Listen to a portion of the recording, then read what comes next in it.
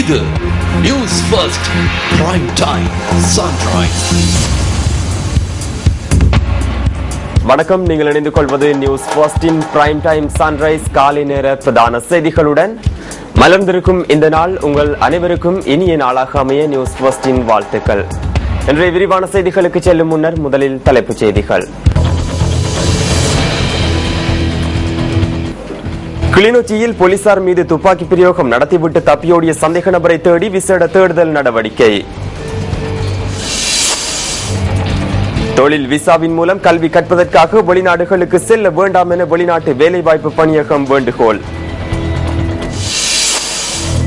காணாமல் போன மலேசிய விமானத்தின் அடுத்த கட்ட தேடுதல் பணி இந்திய பெருங்கடலில் ஆரம்பிக்கப்பட உள்ளதாக தகவல்.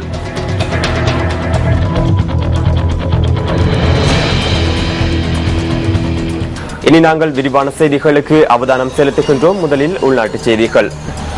வவுனியா மாவட்டத்தின் கால்நடைகளுக்கு பரவும் தொற்று நோய் காரணமாக கால்நடை உற்பத்தி பொருட்களுக்கு தடை விதிக்கப்பட்டுள்ளதாக தெரிவிக்கப்படுகின்றது. இது தொடர்பான மேலதிக தகவல்களுடன் இணைந்து கொள்கின்றார் எமது பிராந்திய செய்தியாளர் கபில்நாத். வணக்கம் கபில். வணக்கம் கபில். வணக்கம் கிரி. வவுனியா மாவட்டத்திலே தற்போது கால்நடைகளுக்கு கால்வாய் தொற்று நோய் அல்லது கோமாரி நோய் என்கின்ற ஒரு நோய் தொற்று ஏற்பட்டிருக்கின்றது. குறிப்பாக வடமாகாணத்திலேயே இந்நோய் தொற்று இந்த கால்நடைகளுக்கு ஏற்பட்டிருக்கின்றது. இந்நோய் முன்னர் ஆரம்பத்தில் வவுனியா சின்னடம்பன் பகுதியிலே அடையாளம் காணப்பட்டதாக வவுனியா மாவட்ட கால்நடை வைத்திய அதிகாரி தெரிவித்திருந்த நிலைமையிலே தற்போது சுகாதார அமைச்சினால் வடமாகாணம் முழுவதும் இந்நோய் காணப்படுவதாகவும் இந்த கால்நடைகளை விற்றல் அல்லது இந்த கால்நடைகளுடைய எச்சங்களை விற்பனை செய்தல் உட்பட பால், அதாவது கால்நடைக்குரிய சம்பந்தப்பட்ட எந்தவித பொருட்களையும் விற்பனை செய்தலும் தடை செய்யப்பட்டிருக்கின்றது. குறிப்பாக 3 மாதங்களுக்கு தடை செய்யப்பட்டிருப்பதாக சுகாதார அமைச்சினால் தெரிவிக்கப்பட்டுள்ள போதிலும் இந்த நோய் முற்றாக நீங்கும் வரை இந்த கால்நடை வளர்ப்பாளர்கள் தமக்கு ஒத்துழைப்பு வழங்க வேண்டும் என்கின்ற கோரிக்கையினையும் இந்த சுகாதார திணைக்களம் விடுத்திருக்கின்றது. இந்த வகையிலே வவுனியா மாவட்டத்தில் தற்போது கால்நடைகளுக்கான இறைச்சிகள் மற்றும் பால் விற்பனை என்பன முற்றுமுழுதாக நிறுத்தப்பட்டிருக்கின்றன. இதிலே சுகாதார பிரிவினர் மிகவும் அக்கறையாகவும், அதாவது முற்றுமுழுதான ஒரு பார்வையோடு காணப்படுகின்றார்கள். இந்த இறைச்சிகள் விற்கப்படுகின்றதா என்பது தொடர்பில் இவ்வாறான நிலைமையிலேயே வவுனியா மாவட்டத்தில் இந்த கால்வாய் தொற்று நோயை கட்டுப்படுத்துவதில் சுகாதார திணைக்களத்தினர் மிகுந்த ஆர்வத்தோடு காணப்படுவதையும் அவதானிக்கக்கூடியதாக இருக்கிறது. இந்த நோய் தொற்றுள்ளானவர்கள் உடனடியாக சுகாதார வைத்திய அதிகாரியிடம் அறிவித்து அதற்கான சிகிச்சையை பெறுவதற்கான சகல ஏற்பாடுகளையும் மேற்கொள்ளப்பட்டிருக்கின்றன. வவுனியாவிலிருந்து நியூஸ் செய்திகளுக்காக நவரத்தினம் கபிலநாத். நன்றி கபில். வவுனியாவில் இருந்து இணைந்து கொண்டார் எமது பிராந்திய செய்தியாளர் கபில்நாத். நாட்டில் தற்போது கால்நடைகளுக்கு ஏற்பட்டுள்ள கால்வாய் தொற்று நோய் காரணமாக பால் மற்றும் இறைச்சிக்கு தடை விதிக்கப்பட்டுள்ளது. இது தொடர்பான தகவல்களை அறிந்து கொள்வதற்காக முல்லைத்தீவில் இருக்கும் எமது பிராந்திய செய்தியாளர் மதிவதனனுடன் நாம் தற்போது தொடர்பினை ஏற்படுத்துகின்றோம். வணக்கம் வதனன். வணக்கம் கிரி. இங்கு முல்லைத்தீவு மாவட்டமானது கால்நடைகள் இலங்கையில் கால்நடை வளர்க்கின்ற மாவட்டங்களில் மிகவும் முக்கியமானது. பெரும்பாலான ஏழை குடும்பங்கள் மாடுகள் வளர்த்து அதன் பாலிற்கு மற்றும் இறைச்சிக்கு மாடுகளை விற்றுத்தான் தங்களுடைய ஜீவநோய நடவடிக்கைகளை, நாளாந்த வாழ்க்கை நடவடிக்கைகளை கொண்டு நடத்துகின்ற ஒரு மாவட்டமாக முல்லைத்தீவு மாவட்டம் காணப்படுகிறது. தற்பொழுது வடமாகாணம் மாத்திரமில்லாமல் மத்திய மாகாணத்திலும் இவ்வாறான கால்வாய் நோய்கள் பரவி இருப்பதனாலும் குறிப்பாக எமது முல்லைத்தீவு மாவட்டத்திலே அதிக அளவு பாதிப்புகளை இந்த மாடுகள், குறிப்பாக இந்த மாடுகளுக்கு கால்வாய் நோய் எனப்படுவது கால்களிலே மாடுகளுக்கு வருகின்ற ஒரு வகையான வைரஸ் தொற்று. இந்த வைரஸ் தொற்றானது வந்தால் மாடுகளின் கால்களில் புண் ஏற்பட்டு அது வாயிலும் இந்த பாதிப்பு ஏற்பட்டு மாடுகள் உணவை உட்கொள்ள முடியாத நிலையிலே இறக்கின்ற நிலைமையும் ஏற்படுகிறது. இதனால் தற்பொழுது இங்கே பால் மற்றும் இறைச்சி விற்பனைக்கு தடை செய்யப்பட்டுள்ளது. போலீசாரால் அறிவிக்கப்பட்டுள்ள ஒரு தகவல் என்னவென்றால், பக்கத்து வீட்டிற்கு ஆவது நீங்கள் பாலை இலவசமாக ஏனும் கொடுத்தால் 35,000 ரூபாய் தண்ட பணத்தை நீங்கள் செலுத்த வேண்டும் என்பதாக போலீசார் அறிவித்துள்ளனர். இதனால் ஏழை குடும்பங்கள் மிகவும் பாதிக்கப்பட்டு நாளாந்த வாழ்க்கை நடவடிக்கையினை முன்னெடுக்க முடியாத இக்கட்டான நிலையில் இருக்கின்றார்கள். இந்த நோயை கட்டுப்படுத்துகின்ற நடவடிக்கையில் இங்கே இருக்கின்ற கால்நடை வைத்திய அதிகாரிகளின் ஆளணி பற்றாக்குறை காணப்படுகிறது. முழுமையான மாடுகளுக்கும் தடுப்பூசியோ அல்லது எந்த விதமான முற்காப்பு நடவடிக்கை எதுவுமே போதிய அளவிலே மேற்கொள்ளப்படவில்லை என்பதே இங்கு குறிப்பிடத்தக்க விஷயமாக இருக்கிறது. செய்திகளுக்காக முல்லைத்தீவிலிருந்து விஜயகுமார் மதிவதனன்.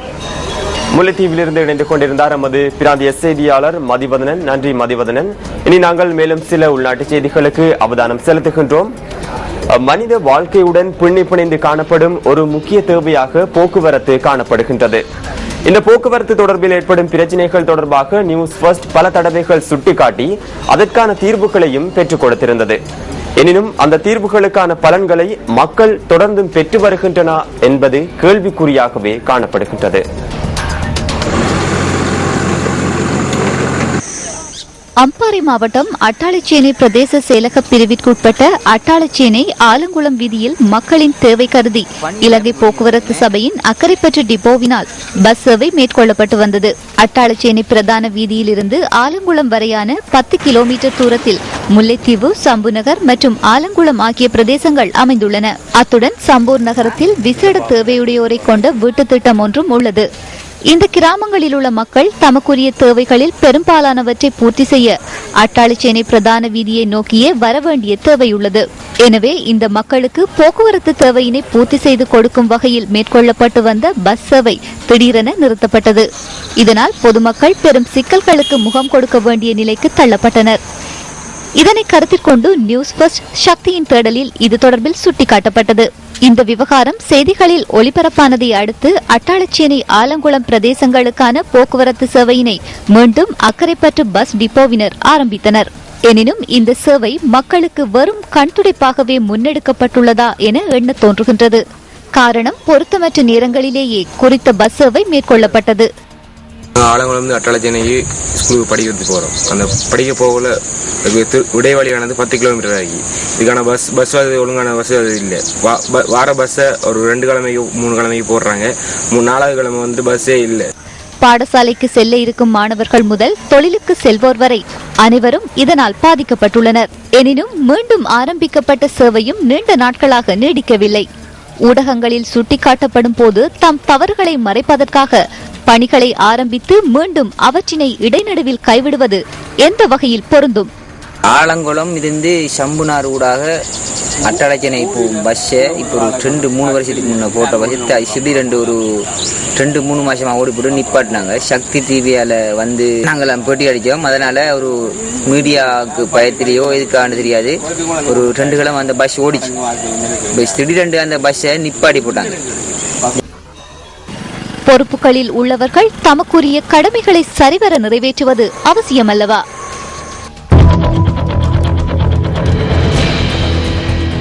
இனி நாம் மேலும் சில உள்நாட்டு செய்திகளுக்கு அவதானம் செலுத்துகின்றோம்.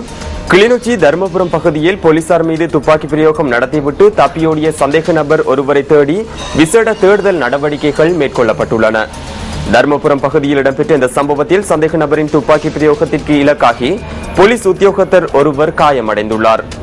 சந்தேக நபர் ஒருவரை கைது செய்வதற்காக போலீஸ் குழு ஒன்று நேற்று பிற்பகல் தர்மபுரம் பகுதி வீடொன்றுக்கு சென்றிருந்ததாக போலீஸ் ஊடக பேச்சாளரும் சிரேஷ்ட போலீஸ் அத்தியட்சகருமான அஜித் ரோஹன தெரிவிக்கின்றார். அந்த சந்தர்ப்பத்தில் சந்தேக நபர் போலீசார் மீது துப்பாக்கி பிரயோகம் நடத்திவிட்டு அங்கிருந்து தப்பிச் சென்றுள்ளதாக போலீஸ் ஊடக பேச்சாளர் குறிப்பிட்டார். இதனைத் தொடர்ந்து தப்பியோடிய சந்தேக நபரை தேடி போலீசார் விசேட தேடுதல் நடவடிக்கைகளை மேற்கொண்டுள்ளனர்.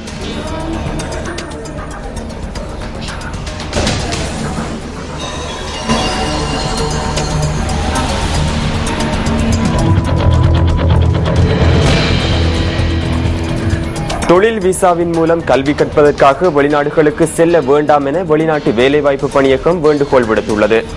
இவ்வாறு வெளிநாடுகளுக்கு சென்று பல்வேறு அசௌகரியங்களை எதிர்நோக்கியுள்ளவர்கள் முறைப்பாடுகளை முன்வைத்துள்ளதாக பணியகத்தின் ஊடக பேச்சாளரும் பிரதி இணைப்பதிகாரியுமான மங்களரந்தனிய தெரிவித்துள்ளார். தொழில் விசாவின் மூலம் கல்வி கற்பதற்காக வெளிநாடுகளுக்கு செல்வதை தவிர்த்துக் கொள்ளுமாறும் இதனால் ஏற்படும் பிரச்சினைகளுக்கான முறைப்பாடுகளை ஏற்றுக்கொள்ள முடியாது எனவும் வெளிநாட்டு வேலைவாய்ப்பு பணியகம் குறிப்பிடுகின்றது. அத்துடன் இது தொடர்பில் எந்தவித சட்ட ரீதியான நடவடிக்கைகளையும் எடுக்க முடியாது என பணியகத்தின் ஊடக பேச்சாளர் குறிப்பிடுகின்றார். தொழில் விசாவின் மூலம் கல்வி கற்பதற்காக வெளிநாடுகளுக்கு சென்ற சிலர் பணியகத்திற்கு முறைப்பாடுகளை முன்வைத்துள்ளதுடன் அது தொடர்பில் எதிர்காலத்தில் ஏதேனும் நடவடிக்கை எடுக்கப்படும் எனவும் அவர் தெரிவிக்கின்றார்.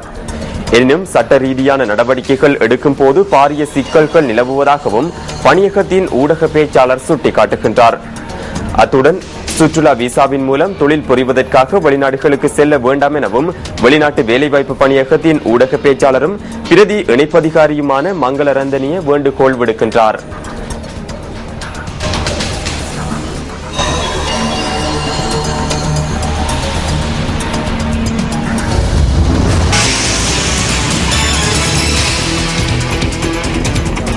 மாத்தறை கொழும்பு சேவையில் ஈடுபடும் பஸ் ஊழியர்கள் பணி பகிஷ்கரிப்பில் ஈடுபட்டுள்ளமையால் மாத்தறை கொழும்புக்காக 5 விசேட ரயில் சேவைகள் முன்னெடுக்கப்பட்டுள்ளதாக ரயில்வே கட்டுப்பாட்டு நிலையம் தெரிவிக்கின்றது. இது தொடர்பான மேலதிக தகவல்களை அறிந்து கொள்வதற்காக எமது அலுவலக செய்தியாளர் டில்ஷாட் தேவதாசனுடன் நாம் தற்போது லைவ் டிஜி தொழில்நுட்பத்தினூடாக தொடர்பினை ஏற்படுத்துகின்றோம். வணக்கம் டில்ஷாட். பயணிக்கும் பஸ்களுக்கு அனுமதி மறுக்கப்பட்டதற்கு எதிர்ப்பு தெரிவித்து மாத்தறையிலிருந்து கொழும்பு வரையான சேவையில் ஈடுபடும் பஸ்கள் இன்று பணி பகிஷ்கரிப்பில் ஈடுபடுகின்றன. இதன் காரணமாக மக்களின் சேவைக்காக 5 விசேட ரயில் சேவைகளை சேவையில் ஈடுபடுத்துவதற்காக ரயில்வே திணைக்களம் அறிவித்துள்ளது. இதன் காரணமாக விசேடமாக 5 ரயில்களை சேவையில் ஈடுபடுத்த உள்ளதாகவும் ரயில்வே திணைக்களம் தெரிவித்துள்ளது. நியூஸ் ஃபர்ஸ்ட் செய்திகளுக்காக டில்ஷாட் தேவதாசன்.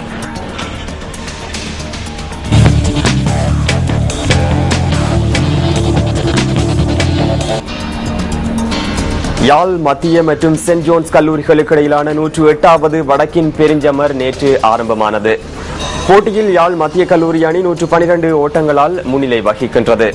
யாழ் மத்திய கல்லூரி மைதானத்தில் நடைபெறும் இந்த போட்டியில் முதலில் துடுப்படுத்தாடிய யாழ் மத்திய கல்லூரி அணி 162 ஓட்டங்களை பெற்றது.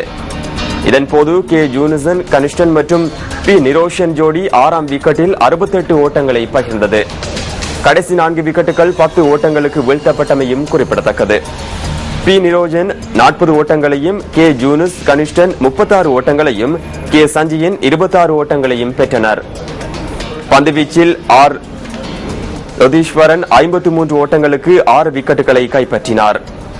தொடர்ந்து தனது முதல் இன்னிங்ஸை ஆரம்பித்த சென்ட் ஜோன்ஸ் கல்லூரி அணி 6 விக்கெட் இழப்புக்கு 50 ஓட்டங்களை நேற்றைய ஆட்ட நேர முடிவில் பெற்றிருந்தது.